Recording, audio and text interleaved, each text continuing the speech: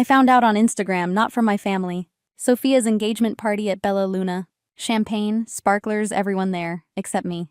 I called my mother. She didn't hesitate. You've always been the jealous one, Olivia. That sentence cut cleaner than any knife. I exhaled. Then you won't attend my wedding. My name is Olivia, 29, designer in Chicago. I grew up clapping from doorways, not at the table. The spare chair at school plays was mine. Tonight, I choose who gets a seat. Years from now, under garden lights, I won't tremble. I'll have proof, peace, and a pen to write names. If you've felt erased, tell me where you're watching from. Have you ever been the outsider in your own family? Like and subscribe if you need this story too. They erased me. I rewrote the invitation. I grew up in the suburbs of Boston. A neat lawn, maple trees, white fences, like every family's postcard. Inside, it was a different story. Sophia, my sister 3 years older. The golden child. The prodigy. The one who could do no wrong. My mother, Barbara, adored her. My father, Thomas, praised her every breath. And me? I was the shadow in the room. I can pinpoint the day it all clicked. My 10th birthday. A cake, 3 friends, candles lit. The phone rang. Sophia had won her piano competition. Within minutes, my celebration vanished. Dad popped champagne for her. Mom called relatives for her. My friends picked at melting frosting. My candles sagged in wax. And I sat there invisible. It became the pattern. Vacations shaped around her interests. Beach trips, though I burned in the sun. Museum tours, though I begged for roller coasters. My milestones disappeared in her spotlight. When I won a scholarship, they skipped the ceremony. Sophia had choir that night. When I scored in soccer, the parent seats stayed empty. I told myself it didn't matter. But the hollow in my chest said otherwise. The only person who truly noticed was my grandmother, Eleanor. She whispered strength into me. Little notes in my backpack. You shine so bright, little star. She saw me when no one else did. Sophia wasn't cruel, not exactly. She simply wore her crown, unchallenged. Why question the pedestal when it was built for you? Sometimes I saw her discomfort. A flicker in her eyes when our parents canceled my plans. But the flicker faded. She learned to smile, as if nothing was wrong. And me? Every time I spoke up, I was labeled. Jealous. Envious. Never happy for your sister. So I stopped speaking.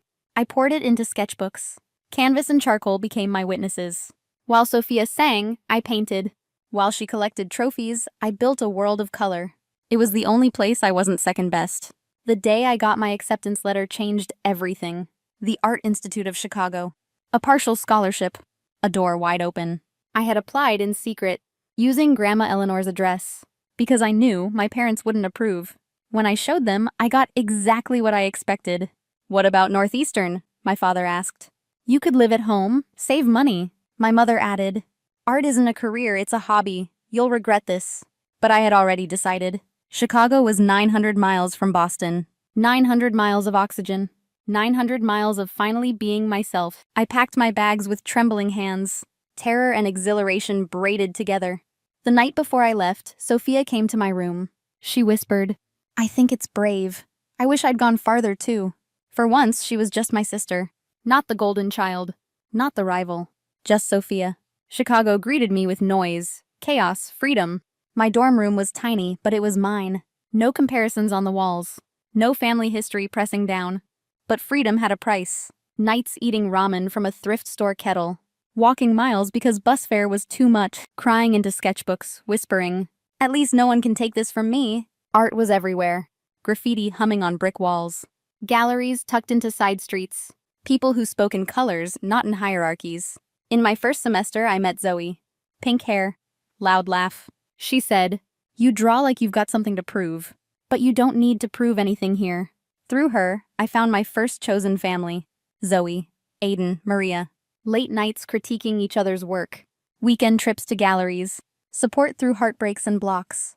For the first time, I wasn't invisible. For the first time, I was seen. By sophomore year, I landed an internship. A boutique ad agency. At first, I felt like an imposter. Doodles on scraps of paper beside polished portfolios. But my boss, Laura, studied my work carefully. She said, Olivia, you see what others miss. Don't lose that. It was the first time an adult praised me, without comparing me to Sophia. No backhanded remarks. No dismissals. Just belief. By graduation, they offered me a job. My confidence grew project by project. When a billboard I designed went up downtown, I stood across the street, tears in my eyes. For once, people saw my work and didn't erase my name.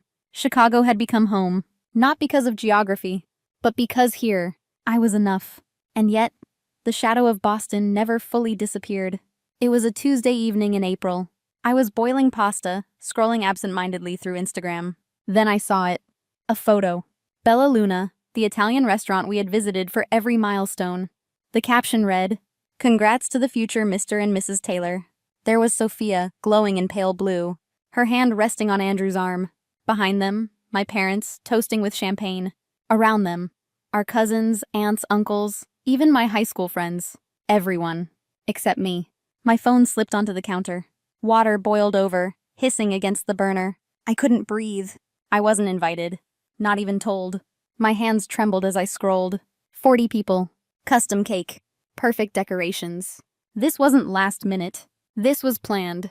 Before I could stop myself, I dialed my mother. She answered with surprise. "Olivia, is everything okay?"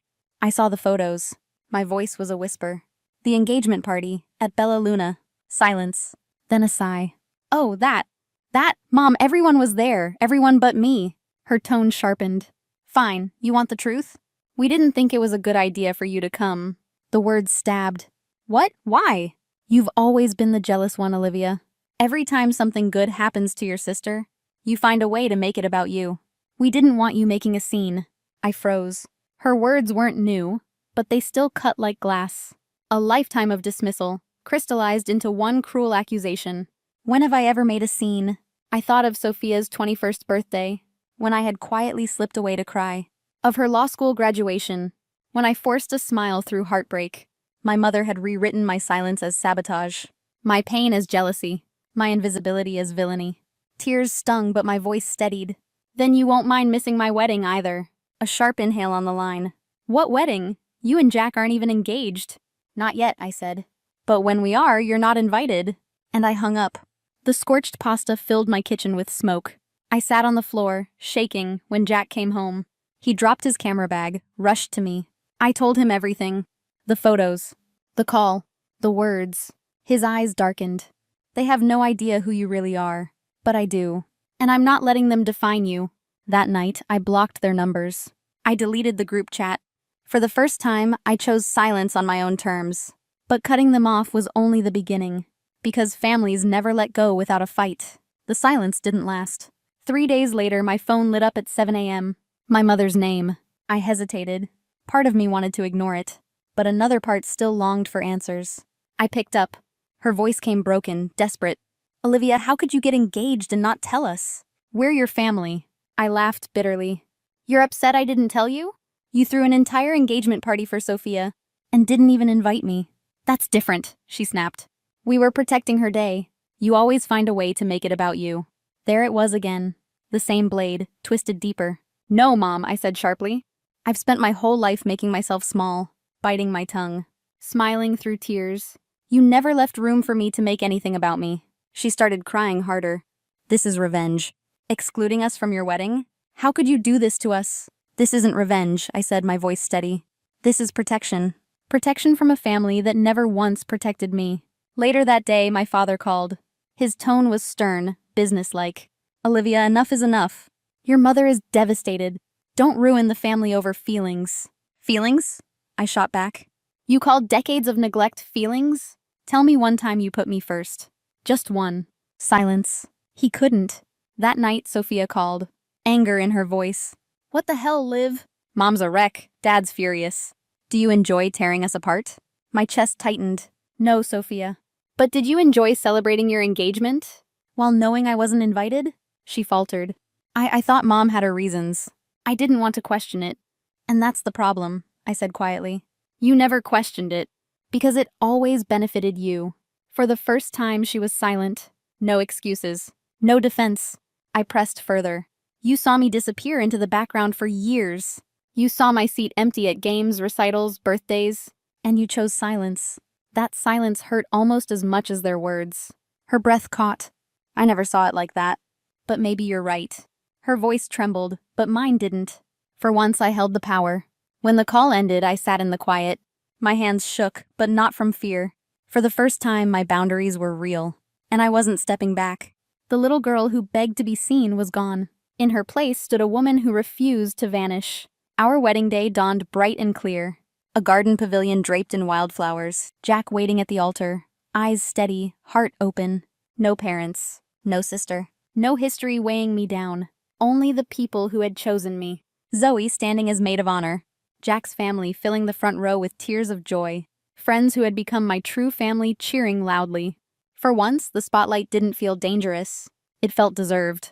As I walked down the aisle, bouquet trembling in my hands, I thought of the girl who once blew out melting candles alone. The teenager who painted in silence while her family praised someone else. The young woman who sat on a kitchen floor, phone in hand, hearing her own mother call her jealous. That girl had survived. And she had led me here. During the reception, Aunt Elaine arrived quietly. She pressed a wooden box into my hands. Inside were drawings, photos, letters, memories my grandmother Eleanor had saved. At the bottom, a note in her handwriting. Family is not control. Family is choice. Choose wisely, love deeply, never dim your light. Tears streamed down my face. Because I finally understood. I didn't need their approval to be whole. I didn't need their presence to validate my joy. I had already built a family. Through love, respect, and truth. The wounds of the past may never fully vanish. But they no longer define me. I get to choose what defines me now. And if you're listening, if you've ever been the outsider in your own family, know this. You are not alone.